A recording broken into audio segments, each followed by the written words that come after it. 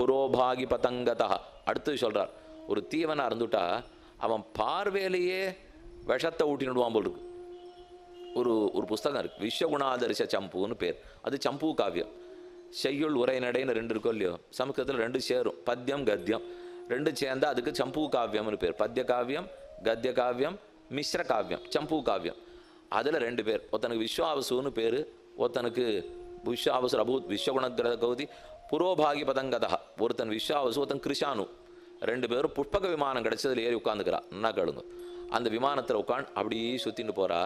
பத்ரிகாசிரமத்தை பார்த்த உடனே கிருஷானு அதுக்கு இருக்கிற குற்றமெல்லாம் சொல்லுவோம். ரொம்ப மோசமான ஊர் தெரியுமோ அது அப்படின்னு ஆரம்பிப்போம். கங்கையை பார்த்த உடனே துளி புண்ணே இந்த நதி கிடையாது தெரியுமோ அப்படின்னு. சூரியனை பார்த்த உடனே இவரை சேர்த்துக்கவே கூடாது, இவர் ஒன்றுமே பிரயோஜனம் இல்லை. ஸ்ரீரங்கத்துக்கு மேலே வந்தான், இந்த பெருமாள் என்ன பண்ணியிருக்காரு, ஒன்றும் பிரயோஜனம் இல்லை. எல்லாத்தையும் கிருஷானு வேலையை புரோபாகி பதங்கதா. புரோபாகின்னா எல்லா நல்லத்தையும் தீயதாவே பார்க்கறது. இதே தத்திர கிருஷானுர் அகிருஷாசூயா புரோபாகி பதங்கதா விஸ்வாவசுர் அபூத் விஸ்வகுணகிரகண கௌதிகி. ஆனால் விஸ்வாவசுன்னு இருந்தானே எல்லா இடத்துல இருக்கிற நல்லதையே பார்ப்பான். சூரியனை பார்த்துட்டு இவன் ஓன்னு வெய்யறான். என்ன இவர், யாரெல்லாம் வழிப்போக்கர்கள் இருக்காளோ அவளுக்கு எவ்வளவு கஷ்டம் கொடுக்குறாரு தெரியுமா இவர். ஒரே வேர்வையாக கொட்டுறது, ஒத்தரையும் ஒன்றும் சுகமாக இருக்கவே விடுறதில்லை. இப்போ வெய்வான், மழை பெஞ்சிருந்தது. உடனே விஸ்வாவசு கேட்டான், பத்தியா சூரியன் கெட்டது பண்ணுறான்றியே, இவர் நல்லது பண்ணுறாருனா. அப்படி சொல்லவே கூடாது. அவர் தனியாக கெட்டவர், இவர் தனியாக கெட்டவர்னா.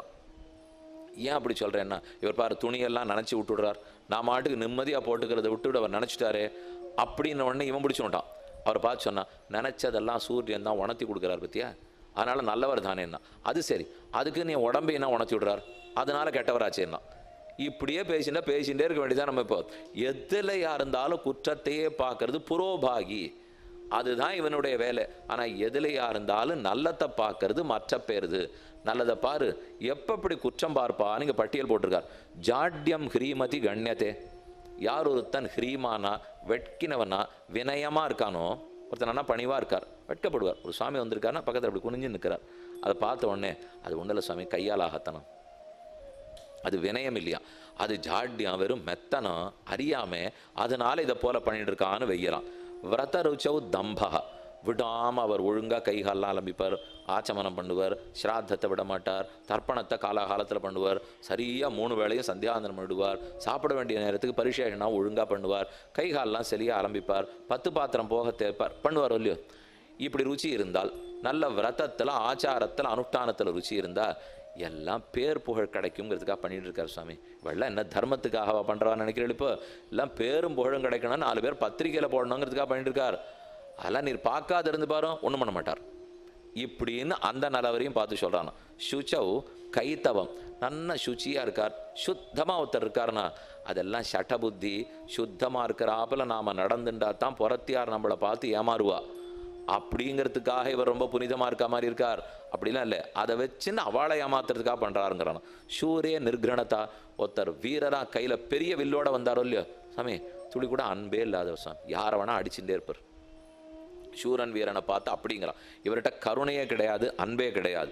முனவ் விமதிதா, ஒருத்தர் முனி எப்போதும் பகவத் தியானத்தில் ஈடுபட்டிருக்காரோ இல்லையோ, ஓஹோ இவருக்கு ஒன்றும் தெரியாது போல் இருக்கு, தியானிச்சுட்டே இருக்காருட்டான்.